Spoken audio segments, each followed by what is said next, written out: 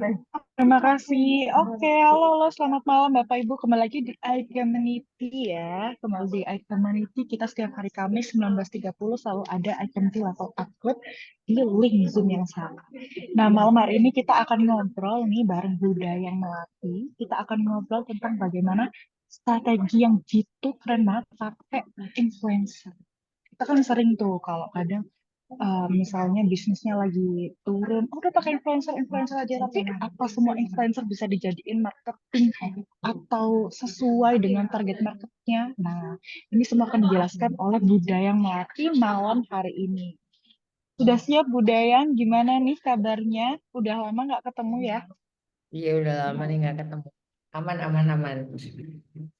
Oke. Oke, mungkin sebelum kita ke PPT, mungkin Budayang ingin menjelaskan lebih dulu nih tentang topik kita malam hari ini, atau Budayang ingin spill-spill dikit tentang Budayang, apalagi di sini ada member-member baru di iCommunity gitu ya, boleh? Oh iya, oke. Halo semuanya, selamat malam. By the way, thank you banget untuk iCommunity udah mengundang kembali nih saya untuk bercengkrama dengan teman-teman yang ada di sini. I think apa ya? Malam hari ini punten banget nih aku mungkin kurang sedikit sehat nih tiba-tiba mendadak demam dan sore throat, tapi kayaknya kalau ngobrol-ngobrol santai bisa lah ya Mbak Devintia ya.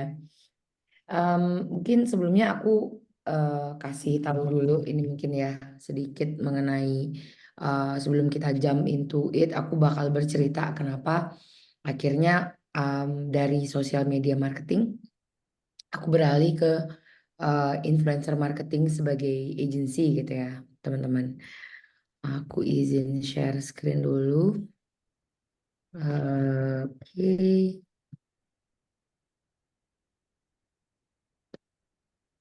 Hmm,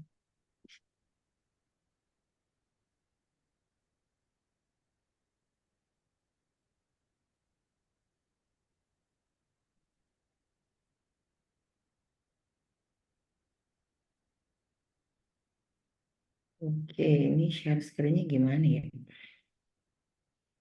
Ini pakai tab atau pakai laptop? Ada teleponnya udah bisa.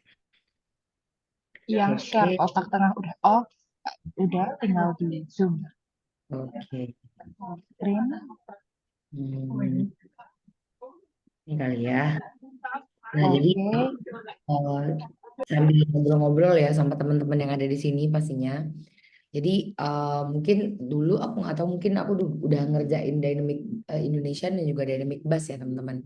Jadi kalau Dynamic Indonesia itu emang sebenarnya adalah sebenarnya Dynamic Indonesia itu adalah social media marketing, sedangkan Dynamic Buzz ini adalah influencer marketing gitu. Ini shifting ini terjadi pada tahun pasca pandemi akhir-akhir kayaknya gitu. Kenapa sih dari konten statik beralih ke eh, konten kreator gitu. Dan sekarang kita juga lihat banyak sekali agensi-agensi yang juga lebih kurang lebih tuh kayak mempromosikan lebih banyak tuh menggunakan konten kreator, performance marketingnya juga nggak jauh-jauh dari influencer marketing gitu. Kenapa gitu? Karena sekarang itu berdasarkan data Indonesia itu adalah pengguna TikTok pertama di dunia, sekitar berapa ratus juta orang gitu kan, kita adalah pengguna TikTok pertama di dunia, makanya CEO-nya TikTok itu bolak-balik di Indonesia gitu ya.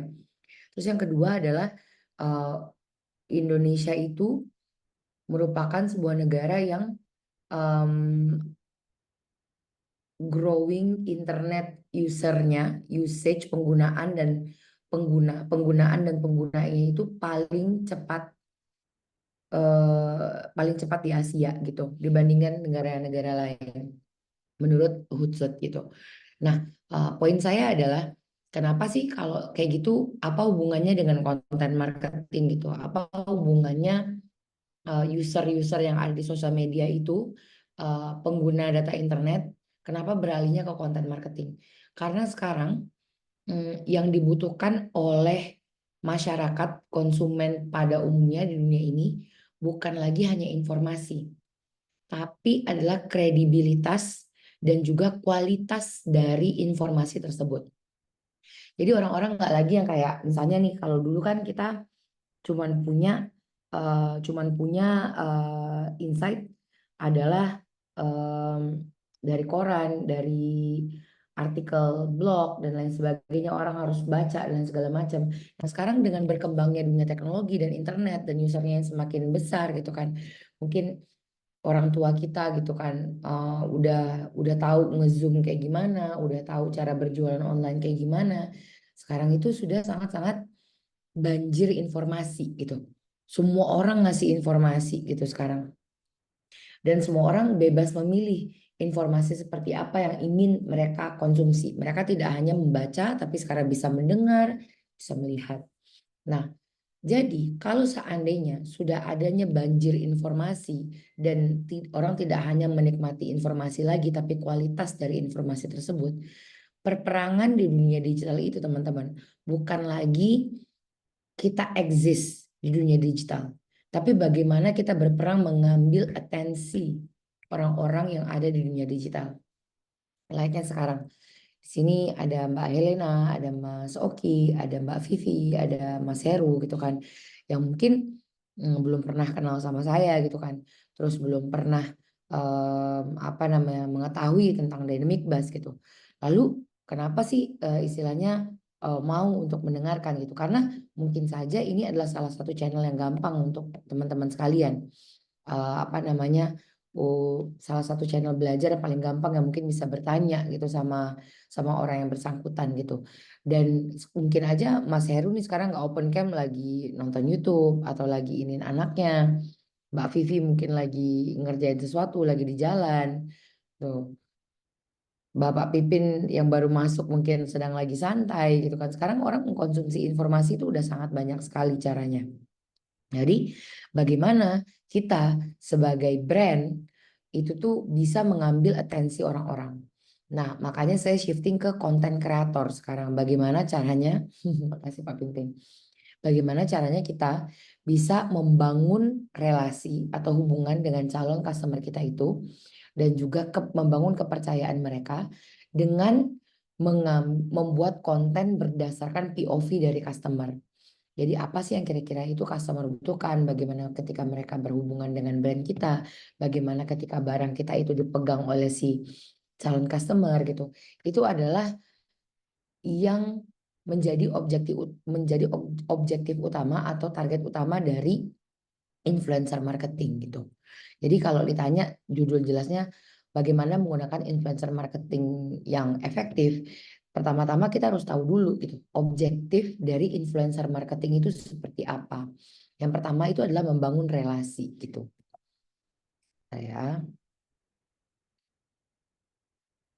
Nah, yang pertama objektifnya itu adalah membangun relasi, yang kedua adalah membangun kepercayaan, dan yang ketiga itu adalah pastinya user generated content. Apa tuh Mbak Dayang user generated content? User generated content itu adalah konten ataupun konten ya benar konten yang dibuat oleh eh, customer kita. Nah, kalau seandainya kita nungguin customer kita untuk bikin, itu kan biasanya lumayan lama ya teman-teman ya. Kayak nungguin lagi mereka mau untuk bikin testimonial, mereka untuk ngedit atau share story, kayak gitu-gitu ya. Nah, cuman gimana caranya kita bisa untuk bisa untuk membuat konten-konten itu seakan-akan berasal dari POV customer kita. Makanya kita juga bisa mengambil dari konten-konten influencer gitu. Yang mana influencer ini teman-teman tidak boleh personanya itu jauh banget dari konten, nggak boleh jauh-jauh banget dari konten atau target market dari perusahaan kita seperti itu. Nah, kembali lagi ya teman-teman ya. Mengenai UMKM yang mungkin teman-teman di sini adalah banyak ya penggerak UMKM ataupun sudah punya bisnis gitu kan.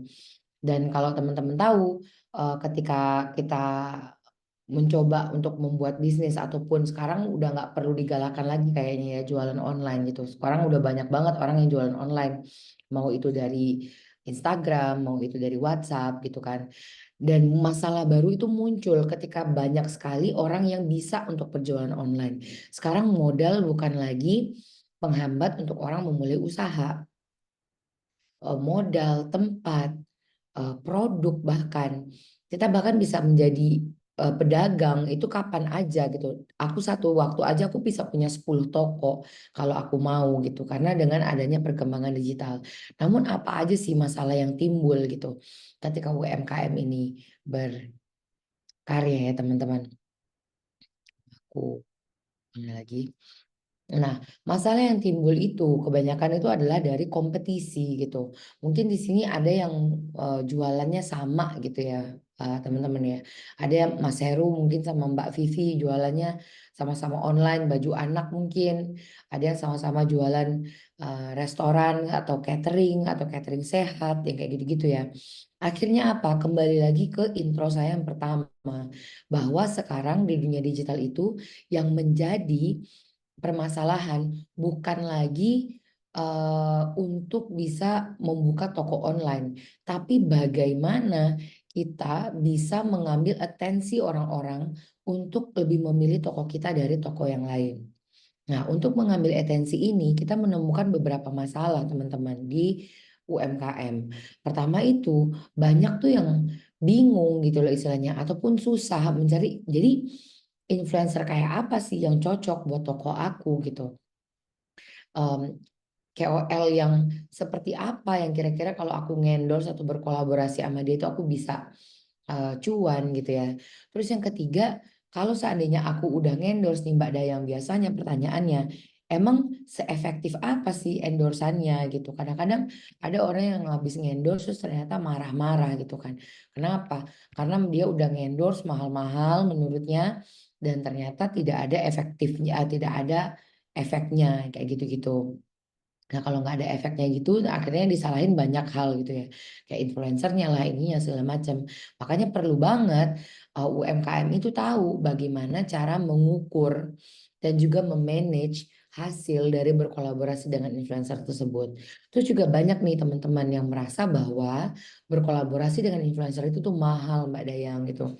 Kayak, oh ya mahal gimana gitu.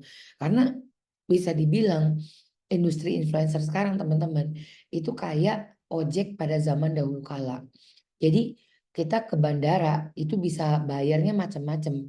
Bisa bayar 10, bisa bayar 100.000, bisa bayar 200.000, nggak ada pakemannya gitu.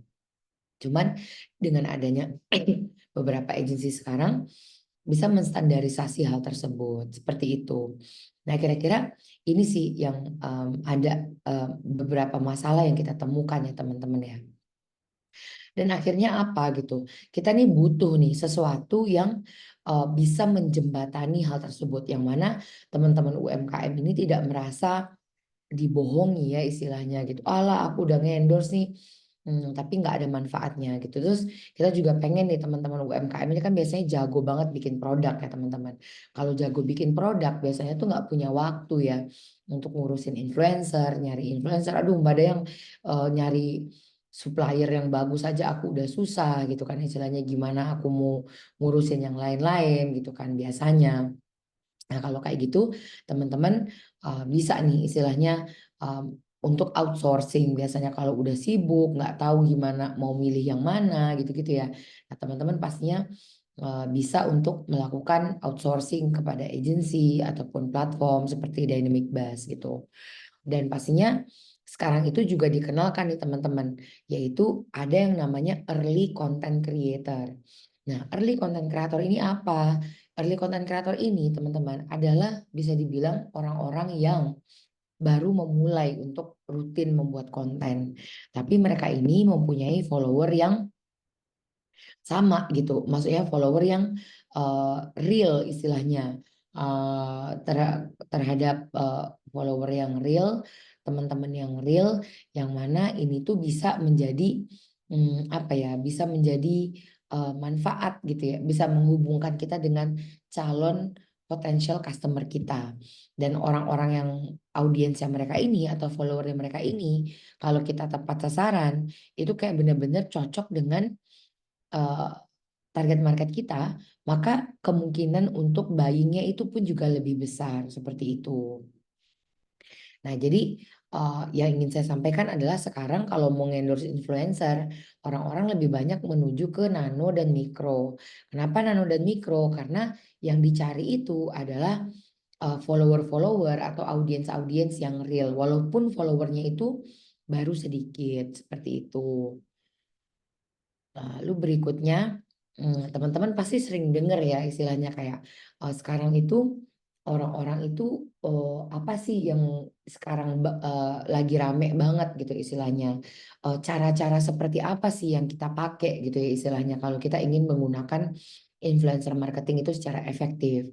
Nah, menurut data dari Hootsuite bahwa Indonesia itu merupakan content generation terbesar di Asia Tenggara gitu. Jadi kita dibandingin yang lain-lain itu ya iyalah ya karena kan kita populasinya juga lebih banyak ya. Cuman konten yang kita hasilin itu tuh sangat banyak gitu. Dan bahkan untuk konten story aja satu orang itu bisa menghasilkan banyak banget gitu. Nggak cuma satu konten sehari gitu, tapi orang-orang bisa membuat konten itu banyak sekali gitu. Dan I think itu merupakan apa ya indikator bahwa negara kita itu adalah negara yang sangat proaktif ya dan sangat digital savvy sebenarnya. Jadi kalau seandainya teman-teman sekarang ini jualan dan belum meyutilasi semua platform-platform online ini, sayang gitu. Karena emang banyak sekali user-user itu sekarang udah hidupnya udah nggak di dunia nyata lagi gitu, udah dibagi gitu. Setengah dari hidup mereka tuh udah ada yang hidupnya tuh di dunia online ya, nyari uangnya 100% online gitu. Ngambil produknya juga online, bahkan kita sudah berani bertransaksi ratusan juta gitu ya istilahnya itu eh, belum pernah ketemu sama orangnya dan kita sudah berani untuk melakukan hal tersebut gitu. Jadi sayang. Nah, kalau di dalam perinfluenceran atau dari sisi marketing strategi yang bisa kita lakukan itu tuh ada banyak teman-teman. Pertama itu adalah dari endorsement review. Jadi teman-teman tuh bisa ngendorse itu istilahnya. Endorse itu apa Mbak Dayang? Ya literally namanya juga endorsement ya. Jadi spesifik orang yang sebenarnya itu adalah dulu kita sebutnya testimonial ya. Kayak orang itu udah gunain dan ternyata dia suka gitu contohnya. Nah itu kan dia nge-endorse gitu istilahnya mengakui bahwa produk ini tuh bagus gitu. Cuman ini udah bisa dibilang tuh juga udah kayak review gitu. Dia baru dapet nih produknya dan dia nyobain dan dia merekomendasikan ke follower-followernya dia. Yang kedua pasti teman-teman juga udah ini mungkin bisa bisa kita bahas di tanya jawab ya nanti ya kayak host live streaming gitu. Apa nih kok jadi marak banget gitu. Karena sekarang tuh bisa dibilang SPG kita tuh bisa banyak gitu ya. Ini sebenarnya kata-kata lama dari SPG aja sih nih teman-teman gitu yang kayak sebenarnya kita itu host live itu ya sama konteksnya itu ya kayak SPG sebenarnya gitu. Jadi yang kayak orang-orang itu bisa jualan ke orang-orang yang ada. Oh, oke, sorry. Ke orang-orang yang ada itu bisa dilihat. Oke, sorry ya. Ini geser. Em, dari orang-orang yang ada eh dari traffic yang ada misalnya di platform tersebut gitu. Jadi itu kayak SPG aja ngebacot 24 jam gitu contohnya. Terus yang ketiga yang mungkin juga udah sangat familiar ya teman-teman. Kalau dulu affiliation ini kan bisa siapa aja gitu ya. Eh, dan sekarang itu lagi marak juga itu adalah affiliation marketing kepada influencer. Yang mana kita bekerjanya itu lebih long term gitu ya bersama influencer tersebut gitu. Sehingga kita bisa mendapatkan em, traffic lebih banyak dan dianya juga lebih banyak ya mendapatkan komisi dari berjualan produk kita. Lalu yang keempat itu adalah konten marketing. Pastinya kalau teman-teman tahu sekarang itu ini juga background cerita kenapa aku lebih fokus kepada influencer marketing sekarang dikarenakan konten marketing itu tidak lagi hanya berbentuk poster, tidak lagi berbentuk microblog yang dicenderungi oleh banyak orang gitu. Kalaupun ada itu hanya single post gitu kan. Kalau kita lihat media-media sekarang jarang banget gitu ada yang bikin konten berlembar-lembar gitu ya, atau pakai carousel gitu. Kalau kita lihat vlog aktif atau kita lihat apa namanya, kita lihat vlog aktif, kita lihat apa lagi ya, media kumparan dan lain sebagainya. Sekarang tuh sudah banyak sekali yang menggunakan reel, sudah banyak yang menggunakan apa namanya, one sided content yang kayak gitu-gitu. Karena mereka tahu attention itu tuh sangat apa ya? Attention itu tuh sangat mahal gitu ya. Jadi dia tidak bisa yang kayak oh, long form video, long form information itu kebanyakan sekarang ditaruhnya itu malah di YouTube gitu teman-teman. Jadi kalau seandainya kita mau mengkonsumsi sebuah konten yang lebih panjang itu biasanya ditaruhnya di YouTube seperti itu. Nah, kalau konten marketing ini juga lagi marak nih istilahnya gitu. Kenapa lebih maraknya? Karena eh, konten marketing yang diproduksi oleh spesifik em, influencer itu bisa jadi kayak brand representatif. Jadi itu kayak di bawahnya ambasador kayak gitu. Apalagi ya? Nah, kurang lebih seperti itu kalau untuk yang konten marketing. Ini aku sedikit karena kita di page-nya Dynamic Buzz, karena aku melihat hal seperti ini gitu ya teman-teman ya.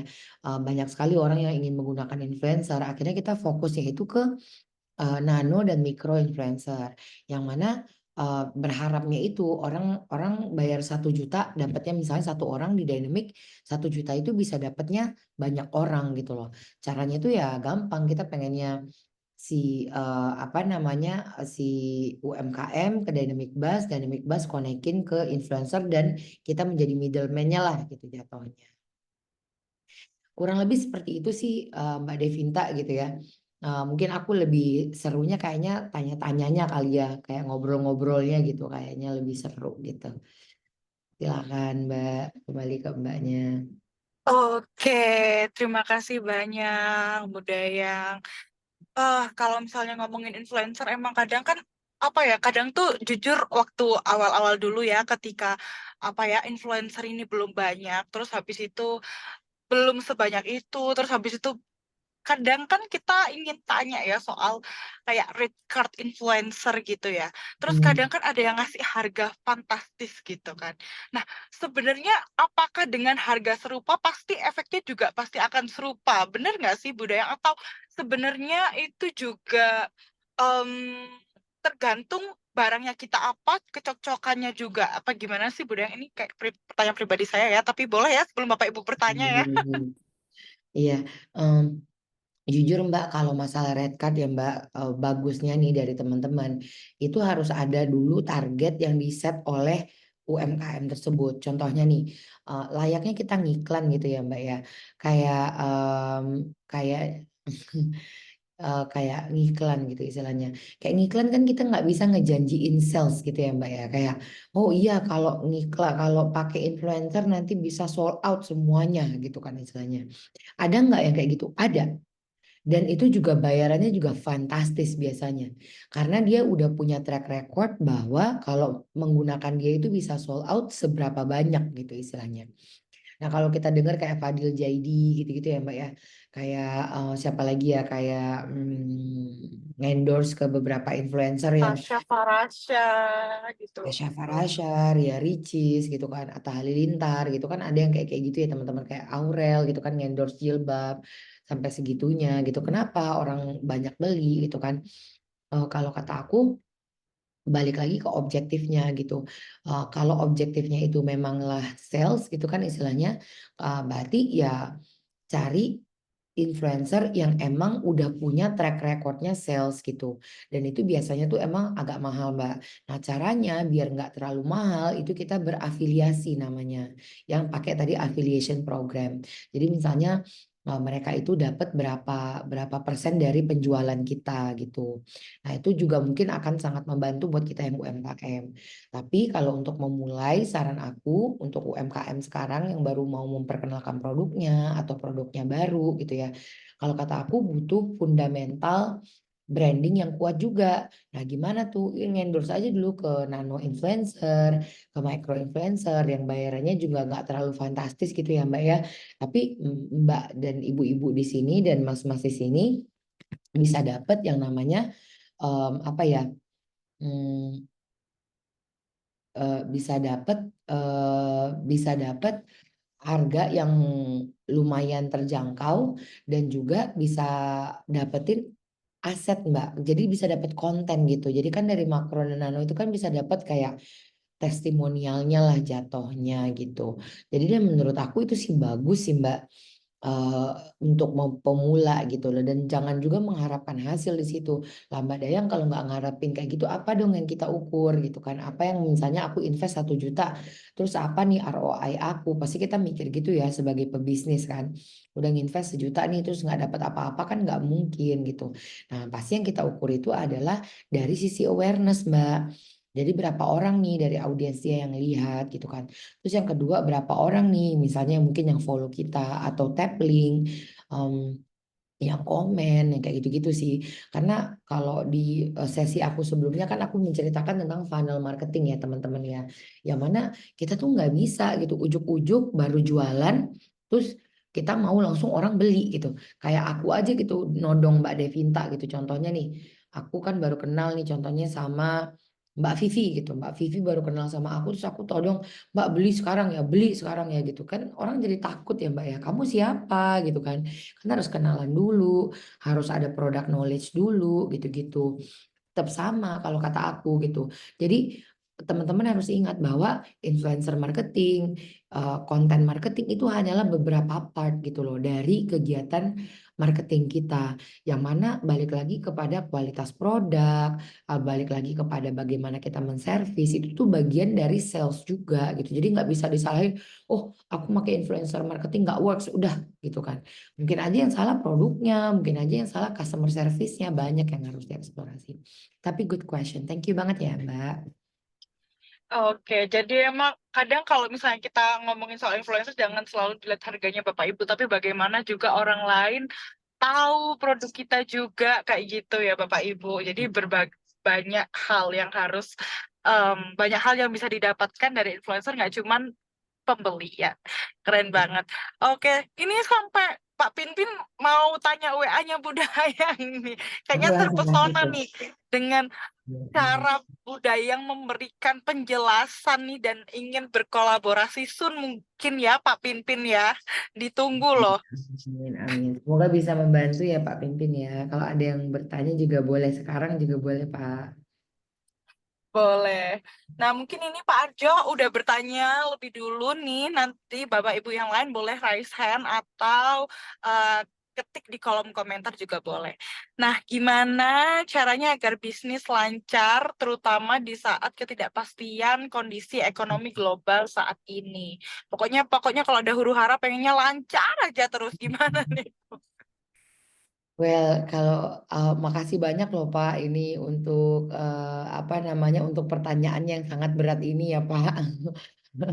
Karena ini pastinya menjadi pertanyaan semua orang ya Bapak Ibu sekalian yang ada di sini gitu. Kayak bagaimana caranya ya biar lancar bisnisnya. Ini ini saya juga bukan apa ya, bukan nggak bermaksud menggurui ya Bapak Ibu yang ada di sini. Ini cuma pengalaman pribadi saya gitu. Saya itu bootstrapping, nggak di funding sama siapa-siapa. Emang hidup berdasarkan klien punya bayar kayak bootstrapping ya istilahnya. Jadi kayak nggak ada pendanaan gitu. Emang dibayar klien, digaji klien gitu istilahnya. 7 tahun saya bangun agensi gitu ya Pak. Dan kenapa bisa konsisten gitu selama 7 tahun ini? Saya rasa sih yang paling utama itu adalah mempertahankan cash flow gitu. Jadi emang harus penting banget untuk bisa ya roda itu harus tetap berputar gitu. Nah kalau Pak Ardo nanya gimana Mbak Ada yang rodanya biar tetap berputar itu tuh harus ada sistem. Kalau menurut saya gitu. Jadi sistem-sistem yang selalu saya jaga itu adalah pertama adalah marketing, sales, dan juga SOP perusahaan. Jadi kan kita kan bisnis atau bisnis itu kan nggak bisa berdiri sendiri gitu. Ataupun mungkin di sini ada yang solopreneur gitu kan istilahnya yang mungkin belum punya tim gitu. Tetap aja harus punya at least 2 hal ini, marketing system dan juga sales system. Karena kita nggak bisa jualan kalau orang nggak kenal, dan kita nggak bisa bikin orang kenal, nggak bisa hidup juga kalau orang nggak jualan kan istilahnya gitu. Jadi marketing sama marketing sama sales itu menurut saya itu adalah infinity loop gitu loh. Nggak, bukan siapa yang penting dan nggak penting, dua-duanya tuh nggak bisa terpisahkan gitu loh. Kalau kita nggak bisa nih ujuk-ujuk maksa orang beli gitu. Jangankan kita ngomongin online, kita di pasar aja, cara kita buka toko di pasar itu menurut saya itulah bagian dari marketing. Bagaimana kita display produk, bagaimana kita teriak ke orang. It's all about marketing gitu loh. Marketing itu kan adalah kata kerja yang berarti menginformasikan, mengkomunikasikan ya teman-teman gitu. Jadi kalau kata aku penting banget sih buat membuat mempunyai dua hal tersebut. Terus yang ketiga, aku agak cerita dikit ya Mbak Devin gitu dan Pak Aryo. Kemarin tuh aku ditelepon sama klien lamaku dan dia bilang gitu, Mbak Dayang gitu, aku nih pokoknya bisnis bisnis kulinernya lagi surut banget gitu istilahnya. Padahal tuh gampang dibeli lah. Dia punya toko, pokoknya rapih lah gitu semuanya kan. Tapi surut banget gitu. "Ah, kenapa ya Mbak Dayang? Gimana caranya aku ningkatin sales?" Katanya kayak gitu. Teman-teman, kalau terjadi masalah kayak gini itu tuh lumrah menurut aku. Jangankan Bapak itu, aku juga kayak gitu. Sebagai orang yang punya agensi dan pembicara sekarang, aku juga merasakan gitu. Jadi apa sih yang harus kita lakukan kalau terjadi seperti itu? Yang pertama itu adalah analisa, balik lagi ke orang yang analisa loyal customer kita gitu. Siapa sih orang yang selalu sering beli ke kita gitu. Dan tanya ke dia gitu kata aku. Tanya ke dia kenapa dia terus beli, apa yang bagus dari produk kita. Terus yang kedua itu adalah mendouble orang-orang loyal tadi. Kebanyakan nih Mbak Devin, orang yang udah pengen scale up gitu ya, mencoba mau iklan ke semua orang. Semua orang itu bukan target market. Ya, target market kita itu adalah loyal customer kita itu. Bagaimana kita bisa kali 10 kali 20 orang-orang yang sudah loyal sama kita. Ya nggak sih Mbak? Buat apa kita ngabisin budget marketing kita buat ngiklan ke seluruh Indonesia? Di saat duit lagi seret-seretnya kayak gini gitu. Jadi alangkah baiknya Bapak dan Ibu sekarang itu duduk atau tanya ke karyawannya di restoran, yang datang ke restoran kita tuh siapa sih? Ibu-ibu kah, keluarga kah, anak-anak muda kah, atau anak-anak kah? Apakah dari Gojek kah? Atau seperti apa gitu loh. Dan itu yang harus kita pelajari gitu. Nah, kalau untuk existing customer ya, karena aku yakin Pak Aryo tadi juga udah bisnisnya udah jalan. Nah, masuk tuh Pak setelah kita lihat siapa target market kita dan kita double orang tersebut. Dan yang ketiga nih Pak, itu adalah kalau kata saya tetap berinovasi. Karena mungkin produk kita itu sebelumnya itu mungkin ya susah dibeli sama orang. Tidak ada inovasinya, tidak ada up to date produknya. Mungkin terlalu mahal, mungkin terlalu murah, atau mungkin kurang kolaborasi sama orang. Jadi inovasi itu tetap penting. Nah, inovasinya itu apa fundamentalnya Mbak Devin? Ini menurut pengalaman aku ya Mbak. Inovasi itu bukan harus kayak sekarang ada AI nih, berarti aku juga harus AI gitu. Padahal customer kita nggak butuh. Kebayang nggak Mbak? Jadi kayak banyak banget orang yang terjebak duitnya terbuang-buang gara-gara itu gitu loh. Sayang banget kan. Nah inovasi itu Bapak Ibu ini menurut pengalaman saya mungkin kalau ada yang bisa nambahin. Menurut saya inovasi yang benar itu berasalnya itu adalah dari masalahnya customer kita. Makanya itu penting banget untuk kita balik lagi ke loyal customer kita tanya masalahnya apa yang sekarang up to date masalahnya apa gitu. Apakah mungkin kita bikin service terbaru dari itu atau kita atur cara pembeliannya, cara pembayarannya, cara deliverynya. Kalau menurut saya inovasi itu adalah itu. Karena di bawah sinar matahari itu nggak ada yang baru gitu. There is nothing new under the sun gitu. Semua orang udah melakukannya, kita udah hidup ribuan tahun gitu. Sesuatu yang baru tuh hanyalah sedikit modifikasi dan campur aduk ini dan itu gitu. Dan dalam bentuk yang berbeda-beda gitu. Kayak live host streaming. Mbak, itu tuh SPG Mbak. SPG versi online itu doang. Mau diapain juga gitu loh. Konten itu adalah koran versi online udah diinovasi biar lebih gampang, biar lebih murah tuh seperti apa. Jadi berpikirnya emang aku pikir sih lebih ke fundamental aja sih sebenarnya gitu. kalau kata aku. Jadi banyak sih beberapa hal tadi ya Pak Aryo gitu. Cuman ya balik lagi kepada kita ya masing-masing gitu. Gimana perusahaan kita, karena kan kita nggak bisa menduplikasi jalan di Dynamic, ya jalan di Dynamic Bus belum tentu jalan di tempat yang lain. Cuman saya rasa hidup itu kan ada patternnya ya Mbak. Kalau udah ada patternnya gitu kan, atau step by step atau habitnya, kita jadi bisa tahu gitu cara untuk mengevaluasi hal tersebut. Seperti itu teman-teman semuanya. Jadi gini Gitu. Bu, kalau saya boleh memberikan konteks dalam pertanyaan saya. Jadi kalau Betul, misalkan silakan Pak. Hmm. pedagang sembako lah gitu, itu kan tergantung pada faktor eksternal. Jadi kalau misalkan dari Hmm. pabriknya atau dari supplier memang harganya sudah tinggi, ya nggak mungkin jual di bawah itu. Uh, Hmm. terutama kecuali untuk misalkan ada penjual produk-produk barang impor ya, entah itu ilegal atau Iya. legal yang dari Cina Hmm. gitu, Ya. mereka tuh berani jual rugi gitu loh. Nah, sebagai UMKM Hmm. tentu nggak bisa lah bersaing dengan yang berani jual rugi gitu. Nah, hal-hal yang eksternal kayak gini nih, itulah kenapa tadi saya bilang kondisi ekonomi global gitu. Jadi itu sangat terimbas Hmm. kadang-kadang ke lokal. Nah, hal apa yang bisa dilakukan gitu. Karena kalau soal inovasi, Hmm. ya itu pada ujungnya pasti akan mentok juga karena fundamentalnya ini juga tergantung dari faktor eksternal gitu. Nah, ini gimana ini menghadapi yang seperti ini? Hmm. Hmm. Kak, berarti Pak Aryo jualannya ini sembako ya Pak? Ya bisa macam-macam sih, pada intinya tadi itu cuma sekedar contoh ya, tapi pada intinya itu sesuatu yang sangat tergantung pada faktor eksternal. Jadi bukan internal perusahaan, bukan internal usaha kita, tapi tergantung dari supplier, entah dari harga pasar dan segala macam gitu. Oke. Ini menurut POV saya aja ya Pak Aryo. Mungkin teman-teman di sini ada yang mau nambahin silakan ya. Karena menurut saya bisnis itu kan fundamentalnya adalah supply and demand ya Pak gitu.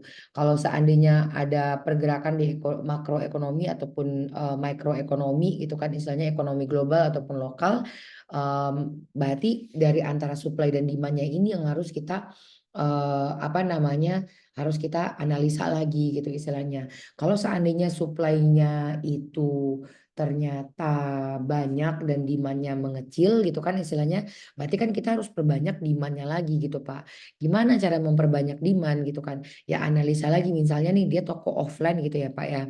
Toko offline ini ternyata saya juga pernah soalnya buka toko offline itu kulineran waktu itu saya sempat. Dan yang saya lakukan adalah daripada ini barang itu tuh apa ya, rusak ataupun nggak laku gitu kan, akhirnya saya distribusi Pak. Nah, kalau Bapak baca di Forbes yang terakhir, Forbes terakhir yang bulan Oktober ini, Pak, ya, poin saya itu mengenai distribusi channel gitu ya, Pak, untuk memperbesar demand itu juga dilakukan oleh orang-orang ternama kayak Kanye West, Kardashian gitu kan, apa Kylie Jenner gitu. Kenapa mereka bisa kosmetiknya jadi gede banget? Karena mereka punya distribution channel yang gede gitu, Pak. Mereka produksi nih di pabrik gede-gedean. Mereka udah kong kali kong tuh Pak sama supermarket mana, sama butik mana, sama influencer mana. Sehingga produknya mereka itu easy to get gitu istilahnya ya, dengan catatan yang modalnya gede. Nah kalau kita kayak gimana gitu kan, mungkin teman-teman UMKM gitu yang kayak Mbak Dayang, gimana dong kalau gitu aku memperbesar demand gitu. Sebelum kita memperbesar demand, aku ingin lagi dengan budget kita yang terbatas, nggak kayak Kardashian atau Kylie Jenner ya Bapak. Yang pertama itu adalah identify loyal customernya, siapa sih customer tetapnya, dan itu yang diduplikasi gitu Pak. Misalnya customer loyalnya tuh kemarin ada 10. Nah, dipelajarin tuh Pak, loyal customernya tuh orang mana, di mana, kenapa mereka beli gitu kan, produk yang dibeli itu apa gitu. Bahkan apa namanya, saya itu juga melakukan itu berkali-kali Pak di Dynamic gitu. Maksudnya kenapa nih saya kemarin itu fokus di agensi sosial media dan beralih ke influencer marketing, karena kita melihat demand-nya itu di mana yang gede gitu. Kalau kita cuma ngedesain sosial media kayak gitu, banyak sekali freelancer-freelancer yang bisa melakukan itu dengan dibanting-banting harga, dan yang kayak gitu yang nggak teredukasi akhirnya ya make gitu kan. Ada yang sosial media 30 konten cuma 500.000, ternyata pas bayar hilang gitu kan. Banyak sekali Mbak Pak yang kayak gitu gitu. Jadi kita sebagai pebisnis kalau menurut saya ya harus balik lagi ke fundamental, supply and demand. Demandnya seperti apa, analisa dari loyal customer, orangnya di mana sedetail mungkin, dan gimana caranya kita menduplikasi tersebut. Dan Pak, yang internet digital marketing ini tuh jangan dibawa ribet kalau kata saya gitu. Kayak kita analisa aja nih. Oh oke, loyal customer saya ini orang Facebook gitu. Ya wes pakai Facebook gitu. Maksudnya jualan di marketplace gitu. Nggak harus juga pakai TikTok dan segala macam gitu. Kalau apalagi budget kita terbatas atau mungkin kita cuma punya tim berapa orang gitu kan. Mbak Devin, saya baru launching brand di bawah Dynamic juga namanya Daily Comfort, Pak. Saya itu jualan sendal di bawah Dynamic juga brandnya. Yang saya lakukan itu juga kayak UMKM pada umumnya, Pak. Saya live, saya bikin konten ya layaknya apa yang saya lakukan gitu. Dan itu tuh tetap butuh waktu gitu. Padahal yang ngerunning anak agency marketing gitu kan. Ini hari keempat saya live, namanya Daily Comfort. Itu selama 4 hari aja kita baru ngomset 500.000 jualan sendal harga 50 ribuan dari pabrik langsung gitu. Itu aja menurut saya seharusnya masih bisa dibom lagi gitu. Tapi kadang-kadang kita memang harus berproses sih Pak Aryo gitu. Kalau dari saya kayak gitu sih Pak, kurang lebih gitu. Semoga menjawab ya Kurang Pak. lebih gitu ya, Pak. Gimana? Ya, terima kasih, Bu. Iya Pak Kalau Aryo, dari toko, gimana? ya seru nih kayaknya ngobrol sama Pak Aryo ya. Mungkin bisa ngobrol-ngobrol di Instagram saya gitu. Saya biasanya juga bikin konten Pak. Setiap harinya mungkin kalau kita bisa ngobrol-ngobrol di sana, kita lanjutkan di forum berikutnya. Ya silakan Mbak Devin. Monggo. Boleh follow IG-nya Budayang ya. Udah ada nih di kolom komentar. Tinggal diklik aja linknya nanti bisa follow. Jangan lupa juga follow Instagramnya iCommunity buat Bapak Ibu yang baru ada di sini. Nah, Pasti saya kalau follow. tadi udah ngobrol sama Budayang, pokoknya Budayang selalu menyebutkan tentang, kalau bahasa saya, intinya inti ya. Jadi dilihat tentang intinya inti core dari problemnya atau evaluasi dari masing-masing bisnisnya Bapak Ibu itu seperti apa. Memang Mm-mm. kadang kita harus tetap mengikuti em, zaman kayak gitu. Tapi Mm-mm. bukan berarti harus mengaplikan semua hal yang terjadi, hal yang terbarukan itu di bisnisnya Bapak Ibu. Harus lihat bagaimana atau komposisinya seperti apa untuk di-apply gitu mungkin ya Bu ya. Betul, betul sekali Mbak. Oke, mungkin Bapak Ibu ada lagi nih yang mau tanya. Bisa raise hand atau tulis di kolom komentar gitu. Atau mungkin Bapak Ibu boleh apa ya bahasanya ya kayak curhat gitu. Mungkin Bapak Ibu pernah punya Mm-mm. pengalaman em, pakai influencer tapi ternyata kurang bagus atau yang bagus pun juga boleh, kita bisa Betul. saling sharing kayak gitu. Mm-mm. Tes. Ya halo Tes. Halo Mbak Devin, Halo, iya ini yang mana ya? saya Oh, Pinpin. Pak Pimpin. Iya Pak Pimpin, silakan Pak Pimpin. Iya. Selamat ya rambut baru. Keren jadi segar. Ya, nice to meet you, Mbak Devin. Oke, saya mau nanya ke Budayang ya.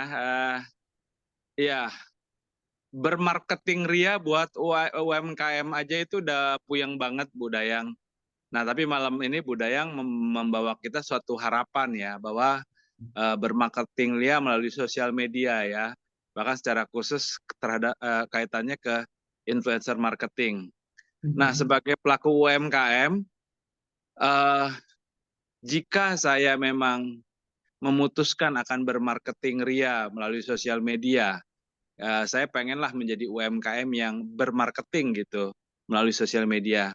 Nah, kira-kira Bu, budget berapa sih Bu untuk penetrasi yang bisa saya lakukan Bu gitu. Jadi buat kita pelaku usaha kan praktis saja. Kalau dananya kita mampu ya kita akan lakukan dan kita akan bertarung di sana. Thank you Budayang. Salam kenal. Ya salam kenal Pak Pipin. Pak Pimpin. Oke, ini langsung aku jawab Mbak Devin. Gimana? Langsung aku jawab kah? Iya, langsung dijawab aja nanti untuk pertanyaan Bu Oke. Nelly di sana. Siap, oke. Makasih banyak Pak Pimpin untuk pertanyaannya. Menurut saya itu pertanyaan yang straightforward dan nggak babi bu ya. Ini ketahuan banget nih pelaku pelaku praktisi yang real ya, berapa sih budgetnya gitu kan. Kalau kalau dari saya sih, kalau untuk bermarketing ria yang kata tadi kayak Bapak bilang bahasanya, kalau kata saya sih kalau untuk UMKM seminim mungkin ya Pak kalau bisa gitu, karena kan semuanya bisa dikerjakan sendiri. Nah, analisanya itu mungkin gampangnya Bapak list dulu apa aja yang pengen Bapak lakukan gitu. Baru di situ ada budgetnya yang bisa Bapak ambil gitu. Kalau dari saya sendiri, saya tuh suka mulai di angka 500.000 sih Pak sebenarnya gitu. Jadi I see. influencer marketing tuh dialokasiin aja 500.000 dapat apa sih gitu contohnya gitu Pak. Keren, keren. Mm-mm. Jadi harus ngambil decision. Kadang-kadang kan ada yang ngomong, "Oh, kalau praktikalnya ayo 10% dari omset gitu kan ya." Kadang-kadang kita nggak tahu juga ya, nggak punya waktu gitu kan.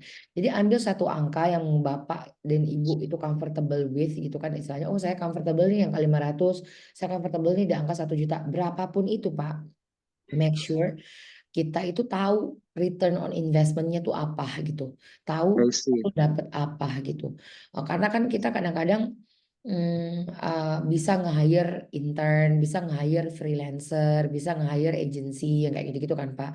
Apapun Ya. itu kalau menurut saya semua orang kan punya preferably-nya masing-masing gitu. Ada yang mau Hmm. ngerjain sendiri gitu.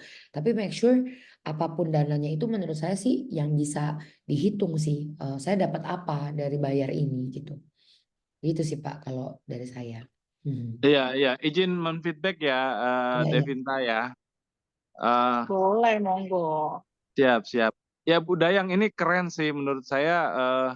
500.000 itu konkret dan praktikal ya. Artinya kan buat UMKM 500.000 bisa lah gitu. Tapi artinya dengan saya mengeksekusi 500.000 influencer marketing ini, kita kan jadi dapat experiences yang tinggi banget tuh Bu.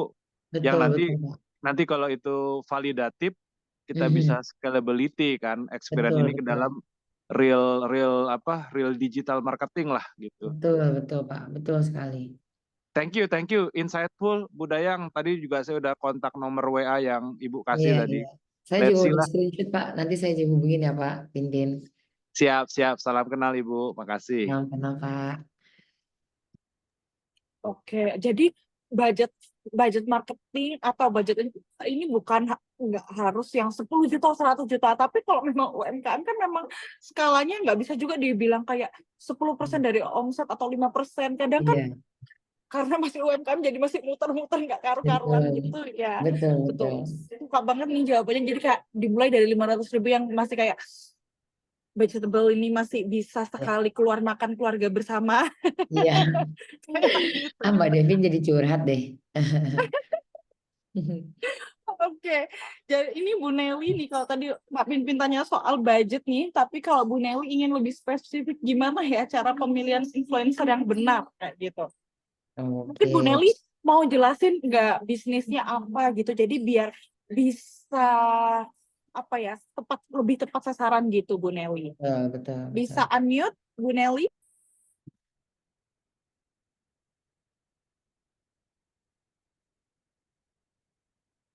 Oh, mungkin belum bisa ya Mbak. Aku langsung jawab aja nih, Mas Oh, Anton udah raise udah hand di nih. unmute nih, udah di unmute. Oh, oke. Silakan Bu Nelly. Produk kita baru mencoba produksi produk baru gitu loh, Apa tuh Bu? sandal. Oh, sandal juga. Mantap. Oke, sandalnya sandal apa Bu? Dari ya sandal wanita, Mhm. Oh, high heels gitu ya Bu ya? bahan dari rubber, Oh, dari rubber. rubber yang Jadi lagi kekinian itu ya Bu? anti slip. Oh, nice. Cuma kan ini produk baru dan kita coba mau masukin market. Ya, Itu cukup secara online, promosi melalui sosmed, atau lebih tepat pakai influence. Dan pakai influencer itu kan bagaimana cara memilih yang paling tepat gitu loh. Entah dia Wow. followersnya atau ya follower pasti pengaruh ya gitu. Iya, iya. Oke. Wow, ini langsung praktikal. Semoga saya bisa menjawab ya, Bu. Kebetulan nih bisnis kita hampir mirip-mirip ya, Bu. Aku juga baru launching, kayak aku ceritain tadi, baru berapa hari gitu ya. Kalau eh, kalau Ibu nanya apakah kita apa namanya harus pakai influencer marketing dan influencer marketingnya seperti apa? Kalau jujur ya Bu, ini saya buka-bukaan aja nih buat Bu Nelly. Terima kasih banyak udah nanya. Saya initial budget iklan saya untuk budget marketing saya untuk sendal ini baru tuh 5 juta Bu untuk saat ini. Jadi di 5 juta itu saya bagi tuh Bu. Karena saya itu fokusnya itu adalah online sales gitu kan istilahnya ya. Emang ada yang salah saya alokasikan setengahnya itu untuk iklan di sosial media dan setengahnya lagi tuh untuk influencer marketing. Karena saya tahu dan setiap hari saya live shopping yang saya lakukan di TikTok dan juga Shopee itu selama 10 jam gitu. Dan apa namanya, kalau Ibu tanya kenapa saya berinfluencer dulu kali ya sebelum saya jawab gitu ya. Karena saya ini kan produk baru nih kayak Ibu Nelly nih. Produk baru dan belum banyak orang yang tahu gitu. Nah, kalau seandainya produk baru dan belum banyak orang yang tahu, alangkah baiknya kita harus pakai strategi awareness dulu, bikin orang tahu dulu gitu. Apa nih orang taunya? Apakah produk sendalnya ini kayak tadi Ibu bilang anti slipper ya tadi ya Ibu bilangnya ya, atau apa kelebihannya bahannya dari rubber kah atau apa, nah itu yang Ibu gaung-gaungkan dulu gitu. Kalau saya kebetulan saya berpartner sama pabrik nih Bu. Ini saya jadi kayak harga itu emang dari first hand banget lah jatuhnya gitu. Saya naung-naungkan itu dan harganya yang lebih murah gitu kan dari pasar dan kualitasnya lebih bagus gitu. Itu yang saya kasih tahu dulu ke orang-orang, jadi saya nggak langsung nodong orang buat langsung beli gitu, tapi saya perkenalkan dulu produknya gitu. Nah, sekarang balik nih ke pertanyaan Ibu. Kalau gitu Mbak Dayang, saya butuh orang kenal dulu. Saya mau pakai influencer marketing gitu ya. Influencer yang seperti apa? Gimana cara nyarinya? Ya, pertama adalah Ibu mau jualan ke siapa? Misalnya Ibu udah tahu tadi kan sandalnya wanita Mbak Dayang. Harganya tuh berapa? Apakah harganya premium di atas 200.000 atau 300.000 atau di bawah? Kalau harganya di bawah berarti kan cari influencer yang juga audiensnya itu bisa membeli produknya Ibu gitu. Jadi yang dilihat itu bukan hanya influencernya Bu, tapi lihat siapa sih pengikut dari si influencer ini. Kebayang ya Bu ya. Jadi misalnya nih Ibu, saya sendal misalnya namanya sendal Fatimah gitu ya, nama sendal Ibu. Oh Fatimah ini sendalnya high heels contohnya. Atau sendalnya emang sendal buat dipakai emak-emak ke pasar gitu contohnya ya Bu ya, contohnya gitu. Ibu ngebayangin produk Ibu ini dipakainya itu sama siapa dan kapan lah segampangnya. Nah Ibu cari influencer yang kira-kira itu tuh relevan gitu loh, yang kayak orang-orang kayak gini nih yang beli sendal saya gitu istilahnya. Dan pastiin juga followernya itu juga sama kayak orang tersebut gitu. Kalau Bapak Ibu lihat kan kayak Instagram saya itu kan isinya tentang digital marketing, tentang bisnis kayak gitu-gitu kan.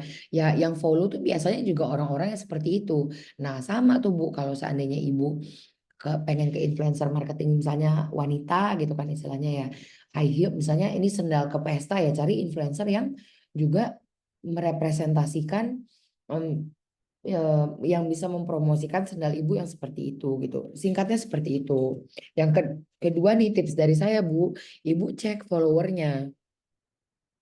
Followernya itu real atau tidak gitu kan, bisa kelihatan ya yang robot atau yang enggak, yang apa namanya berapa yang robot atau enggak, yang apa namanya yang eh, dibeli followernya atau enggak, itu biasanya kelihatan tuh Bu.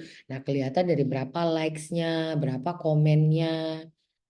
Walaupun misalnya followernya dikit tapi like-nya lumayan gitu kan, at least tuh 10% Bu dari iniannya, 10% dari followernya. Contoh nih Bu ya, eh, follower si influencer ini 10.000 gitu ya. Berarti itu kurang lebih tuh Bu ya. Komen sama likes-nya tuh di total-total tuh di angka 100-an lah gitu istilahnya. Atau 80 lah kurang paling jeleknya gitu istilahnya.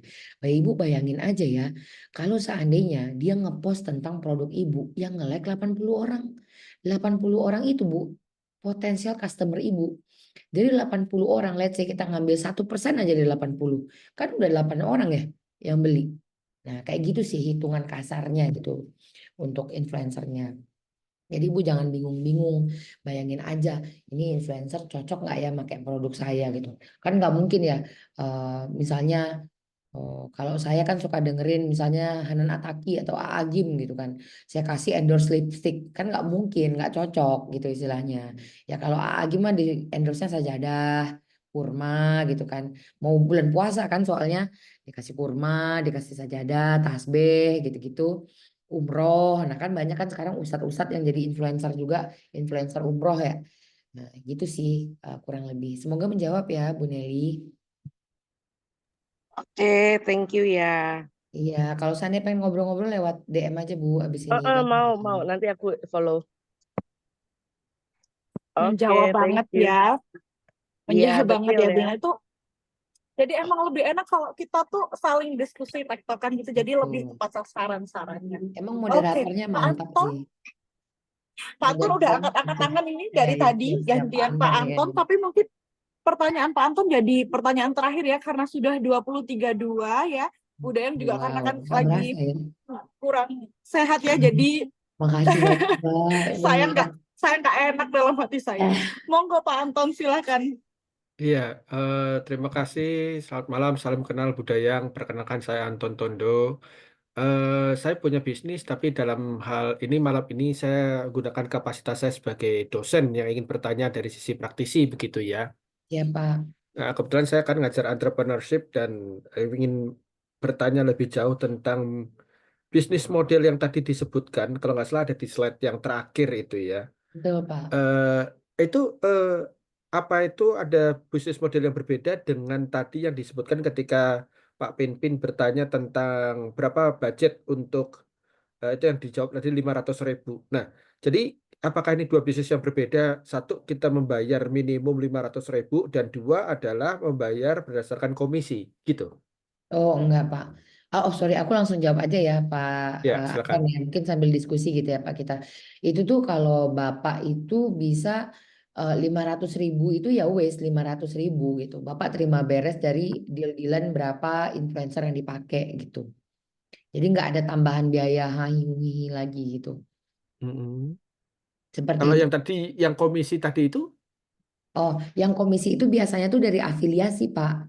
Jadi nih, itu kan, jadi gini, kalau kita nge-hire influencer itu, Pak, ada yang dari paketan gitu kan, istilahnya misalnya paketan mm, 500.000 gitu kan. mm-mm, Nah, itu satu, berarti Bapak bayar 500.000 mungkin deal-dealannya mungkin sama, let's say sama Dynamic Bus 3 orang gitu contohnya ya, Pak ya. Ya mm-mm, udah mm-mm, 3 orang itu Bapak tahu beres, Bapak pantau, Bapak dapat reportnya gitu istilahnya. mm-mm, mm-mm, Jadi Bapak bayar 500.000, dikasih, disodorin beberapa list potential influencer, Bapak memastikan lagi gitu, ini cocok nggak ya sama bisnis saya gitu kan, kalau udah cocok, udah approve dari Bapak, habis itu dieksekusi gitu, kayak gitu. mm-mm.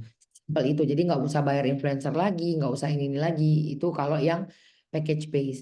Nah ada juga tuh Pak, yang tadi saya kayak Mbak Devin tanya, Mbak Dian kenapa sih ngendorse influencer mahal banget gitu kan istilahnya. Gimana apakah itu emang harus kayak gitu gitu. Nah kadang-kadang tuh nggak harus kayak gitu, misalnya kita pengen sama endorse, misalnya kemarin tuh Dynamic tuh ada kerjasama sama Ugreen, kalau Bapak Ibu tahu itu kayak, nah ini nih, jadi kayak barang-barang. Aksesoris ya, Ya betul, aksesoris HP. betul. Nah ini kan, ini dia pengen ngendorse lumayan tuh ke selebriti yang lumayan besar gitu. Kayak satu reelsnya itu Pak, sekarang ada selebriti yang bayarannya sampai 180 juta untuk satu reels. Sekarang tuh wah gila-gila deh Pak. Ada yang story aja 10 juta gitu tuh ada. Nah gimana sih biar nggak bayarnya terlalu mahal? Biasanya tuh kita emang udah ada commission base gitu Pak sama si influencernya itu gitu. Kita bayar setengah dari red cardnya dia atau harga yang dia pasang gitu kan. Tapi biasanya nanti abis itu profit sharing yang kayak gitu Pak dari barang-barang yang sudah laku seperti itu Pak. Oke, karena saya pernah tanya nih sama UMKM waktu kita pelatihan, mana Mm-mm. lebih mereka prefer, mereka pilih apakah membayar sejumlah uang secara fix atau Mm-mm. bagi hasil, gitu ya kan? Mm-mm. Saya anggap kan komisi itu bagi hasil, dan Betul Pak. rata-rata mereka bilang bagi hasil ya. Artinya Mm. Saya tidak tahu tadi apakah 500.000 itu artinya 500.000 setiap bulan dengan kontrak 1 tahun, atau 500.000 bisa tiap bulan diputus, bisa nanti sambung lagi, atau ya tadi yang konsep yang kedua tadi bagi hasil. Nah, kalau bagi hasil tadi komisi, apakah kemudian ada minimumnya nih misalnya? Karena kalau UMKM kan dia mau ambil resiko yang rendah ya bagi Betul. hasil ya, gitu ya Iya kan? pasti. Oh, biasanya kalau kayak yang bagi hasil itu Pak, biasanya tuh emang followernya udah jauh-jauh lebih gede biasanya. Untuk yang Hmm, mereka-mereka seperti itu dan mereka udah tahu nih kalau sekali story itu kurang lebih yang beli misalnya 100 orang gitu contohnya gitu dia udah tahu gitu Pak biasanya tuh dia mau tuh garansi seperti itu tapi kalau seandainya yang budget-budget masih kayak 10 juta ke bawah Pak biasanya apalagi 500.000 biasanya itu servis putus Pak biasanya I dan itu see. kayak emang kayak bikin konten tapi dibikinin konten sama orang tertentu ya kayak gitu sih Pak. Hmm, Oke, jadi ada kondisi tertentu untuk skema Hmm. tertentu gitu ya. Betul Pak, betul sekali. Oke, baik. Oke, cukup jelas. Terima kasih, Bu Dayang. Sama-sama Pak Anton. Kalau wah ini seru banget nih dosen dosen entrepreneurship. Kalau boleh Iya, ngobrol-ngobrol ya Pak nanti nih. siap, siap. Saya ada di sana nanti Pak. Kalau ini di universitas mana Pak kalau boleh tahu? Saya di kampus SGU, Swiss German University di Alam Sutra. Oh, saya mau ke BSD besok. Ah, Wah, besok saya Hmm. malah mau ke Jakarta. Wah, Kalau kan nanti kita ketemuan deh pasti. iya iya iya. Kontek-kontekan ya, Bu Dayang. Iya Senang sekali. izin ya Pak. Iya, mari Ya, Pak. kasih. Bisa nanti jadi kuliah tamu gitu. Apa ya? Siap. Aduh, saya Praktisi Bisa banget, mengajar. bisa banget, aduh, bisa banget. Bisa jadi insya Allah mentor saya. juga. Wah, Nah, kalau saya bisa bantu kenapa tidak sih Pak? Insya Allah kalau bisa bantu kenapa tidak? Ya, Terima kasih Mbak siap, Bu. Devi, endorsementnya ya Pak Anton. memang kalau di community itu pokoknya semua elemen ada saling mengkolaborasikan gitu Budayang ya. Makanya Oke. suka banget nih ngobrol-ngobrol sama iCommunity ini intens obrolannya. Dari yang pertanyaan berat, nggak ada yang receh ya, Bu ya. Berat sampai langsung kepada intinya inti gitu ada semua. Thank you banget Budayang udah ngobrol sama kita malam hari ini. Jangan nih ya Bu ya, jangan kapok untuk diundang lagi di High Community dengan berbagai macam tema yang hadir kayak gitu. Nah, seperti biasa sebelum closing nanti saya mau minta closing statement dari Budayang, tapi saya mau share tentang High Community lebih dulu. Gitu boleh ya, Wi ya? Silakan Mbak. Oh. Jadi kalau tadi udah Budayang nih yang share, giliran saya mau share screen. Saya nggak akan capek-capek nih ngobrol tentang pasti iCommunity itu dan benefit apa yang Bapak Ibu bisa dapatkan di iCommunity gitu ya Bapak Ibu ya. Oke, bentar.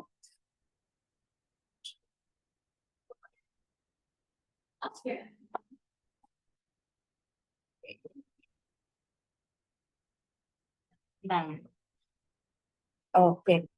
Selamat datang Bapak Ibu di iCommunity. Jadi kalau tadi Bapak Ibu udah disapa sama Pak Juanda, beliau adalah founder dari iCommunity. Selain itu, beliau juga founder dari Kofling Solusi Digital, CMOPT Karya Anak Milenial Indonesia, dan seorang digital marketer. Jadi beliau banyak banget mengisi seminar-seminar tentang digital marketing kayak gitu ya. Nah, lalu apa sih iCommunity itu? Kita lebih dekat dengan iCommunity. Kita punya visi dan misi yaitu sebagai platform komunitas pebisnis dan profesional terbesar di dunia. Misinya merangkul komunitas pebisnis dan profesional yang ada, menghubungkan sesama pebisnis dan profesional untuk mencapai tujuan bersama, menumbuh kembangkan nilai-nilai positif yang dapat berkontribusi dalam pertumbuhan bisnis, pribadi, dan juga masyarakat. Tagline kita adalah Share Network, Grow Network. Lalu tujuan iCommunity itu apa sih? Oke, ada 4. Yang pertama, mempersatukan anggota iCommunity dalam persahabatan, kerjasama dan saling pengertian, mengembangkan semangat kolaborasi antar anggota, menanamkan nilai positif dalam dunia bisnis dan profesional, membangun platform bagi komunitas berbisnis dan profesional untuk belajar, bertumbuh dan berkembang melalui learning resources, business matching, dan juga referral. Kita punya kode etik nih Bapak Ibu, jadi kode etik ini tuh harus dipatuhi tidak hanya sebagai kita, tapi sebagai anggota juga dan seluruh elemen yang ada di iCommunity. Jadi kami adalah para pebisnis dan profesional yang bekerja keras, bekerja pintar dan bekerja sama. Kami mengedepankan nama baik dalam melakukan usaha tanpa menjadikan anggota lain sebagai target jualan. Kami sadar bahwa dengan berbagi relasi maka akan memperbesar rezeki bersama. Oleh karena itu kami siap untuk berbagi relasi atas dasar saling mendukung. Yang keempat, kami berperilaku positif dalam berkomunitas, melakukan segala aktivitas dengan berlandaskan niat baik.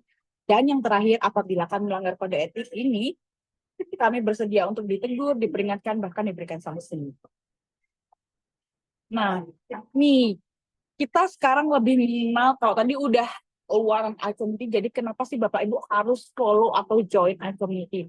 Jadi Bapak Ibu yang punya bisnis saat ini, misalkan ya Bapak Ibu punya masalah berikut, nggak memiliki network yang tepat, kehabisan daftar nama, udah stuck, udah gitu-gitu aja, ketemu orang juga itu-itu aja. Nah, padahal Bapak Ibu mungkin udah bilang kalau saya udah ikut workshop nih, udah ikut ini itu, tapi kok masih stuck gini-gini aja. Nah, kami memperkenalkan iCommunity untuk Bapak Ibu. Jadi komunitas dan platform digital tempat para pebisnis berinteraksi dan berkolaborasi bagi kemajuan bisnis bersama. Ada 3 alasan nih kenapa Bapak Ibu perlu join iCommunity. Yang pertama, valuable community. Jadi ada akses networking, akses learning, contohnya kayak malam ini, terus ada akses contributing. Terus yang kedua, quality leads, yaitu list to customer baru, reseller baru, dan juga customer retention. Yang ketiga, biayanya low cost, malahan ya Bapak Ibu itu yang bisa dapat benefitnya kayak contohnya dapat launch gratis kalau di Soekarno-Hatta, terus kalau misalnya pengen nge-share bisnis Bapak Ibu di Videotron atau Billboard gitu, bisa nanti kalau misalnya Bapak Ibu join di iCommunity. Nah, lalu ini adalah beberapa programnya iCommunity. Jadi nggak cuma iCommunity level up club aja, tapi juga ada business matching, what online meeting, live talks. Biasanya live talks ini di IG ya. Nanti soon kita coba ngobrol lagi di Instagram gitu. Terus ada company visit dan business summit. Nah, ini adalah bagan bagaimana Bapak Ibu bisa cuan pakai iCommunity. Jadi biasanya kalau tadi udah ketemu, tadi misalnya Budaya sama Pak Pimpin, nanti kalau misalnya ada cocok bisa pengen melihat secara langsung Pak Pimpin orangnya bagaimana sih, atau Budaya orangnya bagaimana sih, bisa ketemu di iCommunity Business Matching yang akhirnya nanti one-on-one meeting dan refer a business kayak gitu. Nah, ini contoh iCommunity Business Matching yang secara online di www.icommunity.id ya, bisa cek di sana gimana cara joinnya, juga ada di sana. Kalau mau join IBM-nya kita, iCommunity Business Matching-nya juga. Nah, ini juga IBM Bapak Ibu, cuman IBM-nya ini secara offline kayak gitu ya. Nah, next ini adalah Instagramnya kita. Jadi Bapak Ibu yang baru join iCommunity terus belum follow nih Instagramnya iCommunity official nih, harus follow sekarang karena semua informasi terkait iCommunity bisa diambil di sana kayak gitu. Ini YouTube-nya iCommunity. Jadi kalau Bapak Ibu tadi, aduh ketinggalan Budaya tadi ngomong saya yang awal-awal tadi, aduh kayaknya penting banget, ketinggalan nih sayang banget. Besok bisa dicek di YouTube-nya iCommunity, di situ ada. Jadi Bapak Ibu bisa review ulang kayak gitu. Oke, terima kasih. Itu sekilas tentang iCommunity. Kembali lagi ke Budaya. Gimana nih Bu? Saya udah mau minta closing statement-nya, udah siap kah? Pastinya. Untuk closing statement-nya teman-teman yang ada di sini, apabila kita pengen scale up atau mengembangkan bisnis, bahkan kalau bisa dibilang bertahan, satu kata kunci utama menurut saya itu adalah tetap bergerak gitu. Apapun keadaannya, apapun masalahnya, jadi tetap bergerak dan berinovasi, karena bisnis itu adalah adalah membuat solusi terbaik untuk calon-calon customer kita nanti. Itu aja sih Mbak, mungkin closing statement dari saya. Terima kasih. Terima kasih banyak Budaya yang sudah ngobrol dengan iCommunity lagi malam hari ini. Semoga next kita bisa ngobrol tentang topik yang lainnya yang semakin membuat skill kita meningkat. Amin. Oke, Bapak Ibu, seperti biasa boleh dong kita foto bareng meskipun online ya, boleh dinyalakan nih kameranya. Oke, baju Anda udah on. Pak Suandi, wah seperti biasa ya, Pak Suandi selalu rapih ya, kapanpun. Terus, ada Bu Helena, terima kasih banyak. Oke, kita foto bareng ya Bapak Ibu ya, terima kasih banyak. Monggo, 3, sorry. Oke, 3, 2, 1. Oke Pak Anton, terima kasih banyak. Boleh bilang makasih juga ke Budayang atas materinya malam hari ini Thank yang you, keren banget. Budayang. Thank you Pak Juanda, thank you Thank you, semuanya. Bu Daya. Oke, Saya izin saya pamit end all ya. ya. Siap, mari. 3, 2,